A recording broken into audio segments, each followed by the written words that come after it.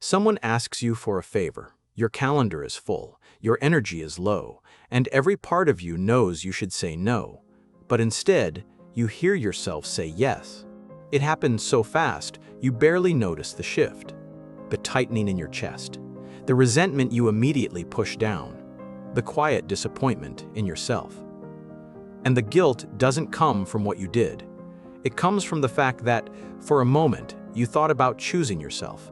This isn't about being kind or generous. This is about something deeper, a pattern wired so early you might not even remember where it began. The inability to say no isn't a character flaw, it's a survival strategy, one that once protected you, but now quietly costs you more than you realize.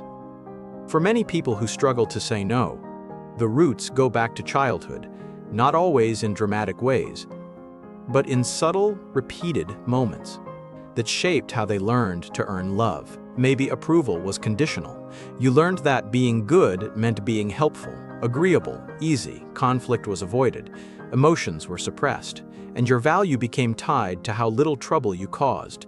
In those environments, saying no felt dangerous. It risked disapproval, withdrawal of affection, or being labeled difficult. So you adapted. You learned to notice other people's needs before your own. You learned to read the room, anticipate expectations, and mold yourself accordingly.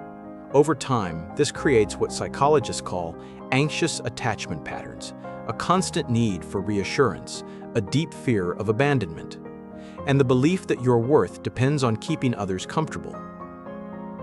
For some people, this pattern becomes even stronger when parents struggle with mental health. You learn early to manage other people's emotions, to feel responsible for moods you can't control.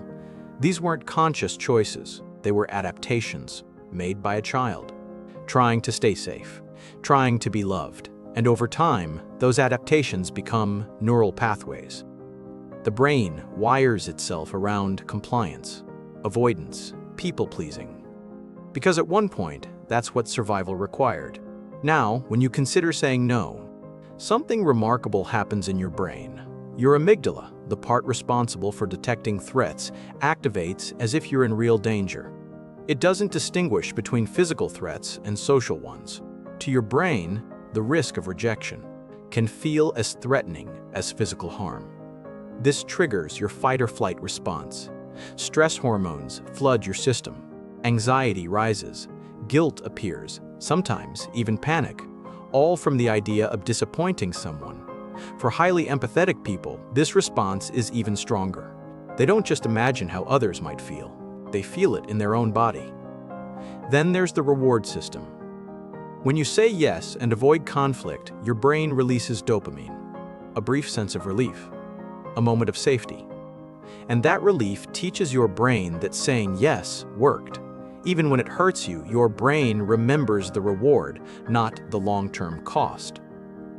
There's also the fear of being seen as selfish, unkind, ungrateful. Many people-pleasers grew up believing that prioritizing themselves was morally wrong. For perfectionists and high achievers, saying no can feel like failure. They tie their identity to being reliable, competent, indispensable. So they say yes, not because they want to, but because the discomfort of saying no feels heavier than the cost of saying yes. And that cost rarely shows up immediately. It builds quietly. On the surface, always saying yes looks like kindness. But underneath, it slowly erodes your well-being. Resentment builds, not loudly, not dramatically, but quietly. Every time you ignore your own needs. And often, you don't direct that resentment toward the person who asked. You direct it inward, at yourself, for saying yes again. Then comes burnout, physical exhaustion, mental fog, emotional depletion. Your schedule fills with obligations, but your needs stay unmet. And relationships start to suffer too. When you say yes but don't mean it, something feels off. People sense the lack of enthusiasm, the tension, the unspoken resentment. And here's the uncomfortable truth. When you say yes out of guilt, you're not being kind, you're trying to avoid discomfort and calling it generosity. Over time, this creates distance. People feel confused or guilty or unsure where they stand with you. Ironically, this hurts relationships more than a simple no ever would. As the pattern continues, you begin to disappear from your own life. Your calendar reflects other people's priorities, not your values, not your desires. You lose touch with what you actually want. And the guilt doesn't go away. It becomes chronic. Guilt for not doing enough. Guilt for feeling resentful. Guilt for even wanting boundaries. You say yes to avoid guilt, then feel guilty for the resentment that follows. It becomes a trap. Many people assume guilt means they're doing something wrong. But guilt about saying no is often just an old alarm, one that was installed when saying no actually had consequences. The circumstances have changed, but the alarm hasn't. Guilt is not a moral compass. It doesn't mean you're selfish or unkind. It means you're challenging a pattern that once kept you safe. Healthy relationships can tolerate your no. And if someone consistently punishes you for having boundaries, that tells you something about the relationship, not about your worth. You are not responsible for managing other people's disappointment. You are not responsible for controlling how they react to your needs. Letting go of that false responsibility is uncomfortable, sometimes painful, but it's the only path to relationships built on honesty, not performance.